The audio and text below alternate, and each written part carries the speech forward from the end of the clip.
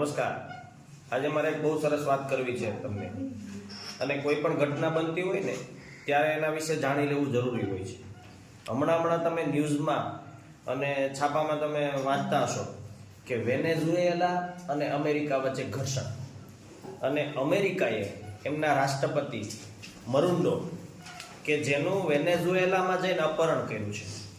તો પહેલાં તો આપણે એ સમજીએ કે વેનેઝુએલા ક્યાં આવેલું છે, પછી હું તમને સમજાવીશ કે એની વચ્ચે પ્રોબ્લેમ શું છે. તો જુઓ, આ છે ને, આ ઉત્તર અમેરિકા ખંડ છે આખો. એમાં આવેલો ઉત્તર અમેરિકા દેશ છે USA, United states of America. અને આ છે ને દક્ષિણ અમેરિકા ખંડ છે. હવે એમાં જુઓ, વેનેઝુએલા ક્યાં છે તો કે અહીંયા છે, કે જેની ઉત્તરે કેરેબિયન સાગર છે, જેની પશ્ચિમે કોલંબિયા છે, દક્ષિણે બ્રાઝિલ છે અને પૂર્વમાં ગુયાના છે. આ વેનેઝુએલા છે. આમ જુઓ, USA થી નજીક છે. હવે સાંભળજો, મેં તમને એનું સ્થળ બતાવી દીધું. પ્રશ્ન શું છે અને પ્રોબ્લેમ શું છે હવે હું તમને સમજાવું. પ્રશ્ન એમની વચ્ચે એ છે કે વેનેઝુએલામાં છે ને ખનિજ તેલના ભંડારો આવેલા છે. હવે ખનિજ તેલના ભંડારો છે તો અમેરિકાનું આડકતરી રીતે એ ખનિજ તેલના ભંડારો ઉપર આપણું વર્ચસ્વ હોવું જોઈએ, અથવા એ ખનિજ તેલના ભંડારોમાંનું ખનિજ તેલ અમને જ મળવું જોઈએ, અથવા સસ્તી કિંમતે મળવું જોઈએ. આ એમની માનસિકતા છે. હવે અમેરિકા શું વાક કાઢે છે? અમેરિકા એવું કહે છે કે ભાઈ ત્યાં લોકશાહી બરાબર નથી, મરુન્ડો છે તે તો કે સરમુખત્યારશાહીની જેમ વર્તે છે, એ વાંક કાઢે છે. અને બીજું એમ કે છે, બીજું અમેરિકાને શું પેટમાં દુખે ખબર?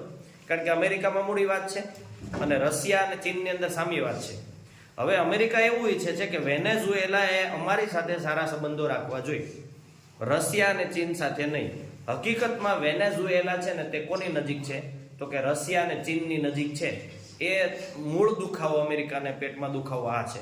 એટલે અમેરિકા એ થોડા દિવસ પહેલા એક એર સ્ટ્રાઇક કરી છે, રોકેટોથી હુમલો કર્યો છે, અને એની વચ્ચે વેનેઝુએલાના રાષ્ટ્રપતિને ત્યાંથી એનું અપહરણ કરી લીધું. વિચાર કરો, મહાસત્તાની શું તાકાત હોય છે. 2 જ કલાકના નાનકડી એવી સ્ટ્રાઇક દ્વારા વેનેઝુએલાના રાષ્ટ્રપતિને ત્યાં ઘરેથી એ લોકો ઉપાડી આવ્યા. એ દ્રષ્ટિએ જુઓ તો અમેરિકાની પણ આ એક પ્રકારની સરમુખત્યારશાહી જેવું થયું ને. અમેરિકા છે એ નાના રાષ્ટ્રોને દબાવે છે. આ રીતે પણ લઈ શકાય છે. એટલે હિતોનો ટકરાવ છે કે વેનેઝુએલા છે તે ખનિજ તેલ, ખાસ તો મુખ્ય બાબત ખનિજ તેલની છે.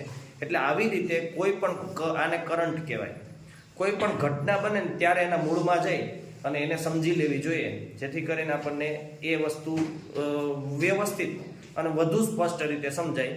ચાલો, હવે પછી મળીએ છીએ કોઈ નવી વાત અને કોઈ નવા મુદ્દા સાથે. અસ્તુ, જય હિન્દ. આ છે ને, આ પૃથ્વીનો ગોળો છે.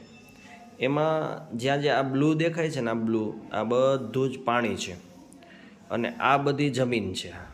પણ આપ જોઈ શકો છો કે પૃથ્વી ઉપર આ 71% ભાગમાં પાણી છે અને 29% ભાગમાં જે જમીન છે એ વળી પાછી 7 ટુકડાઓમાં વિભાજિત છે, જેને 7 ખંડ કહેવામાં આવે છે.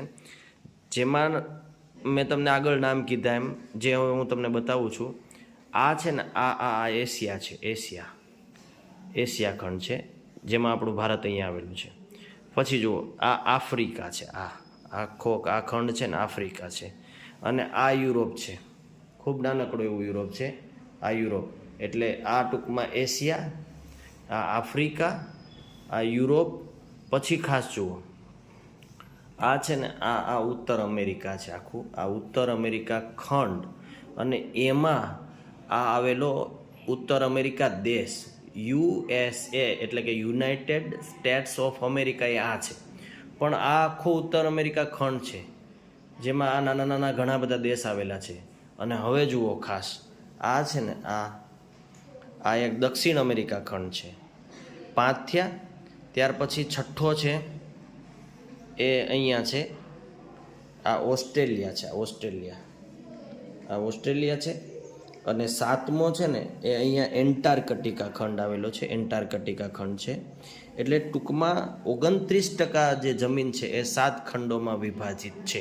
એશિયા, આફ્રિકા, યુરોપ, ઉત્તર અમેરિકા, દક્ષિણ અમેરિકા અને ઓસ્ટ્રેલિયા. હવે મારે તમને જે વિવાદિત સ્થળ છે એ મારે તમને બતાવવું છે, જે છે આ વેનેઝુએલા. એ અહીંયા આવેલું છે. આ વેનેઝુએલા છે. જેની ઉત્તરે કેરેબિયન સી છે, પશ્ચિમે કોલંબિયા છે, પૂર્વમાં ગુયાના છે અને દક્ષિણમાં બ્રાઝિલ છે, અને અમેરિકા અહીંયા છે, ઉત્તર અમેરિકા. વિવાદ આ બંને દેશ વચ્ચે છે, આનું અને આની વચ્ચે વિવાદ છે, પ્રોબ્લેમ ત્યાં છે. એ મેં તમને બધી વાત આગળ કરી છે ને હજી કરું છું. આગળ મેં તમને એમ કીધું કે પહેલાં આપણે એ સમજી લઈએ કે વર્તમાન સમયમાં અત્યારે અમેરિકા અને આ વેનેઝુએલા વચ્ચે વિવાદ ચાલે છે. એ મેં તમને સમજાવી દીધું.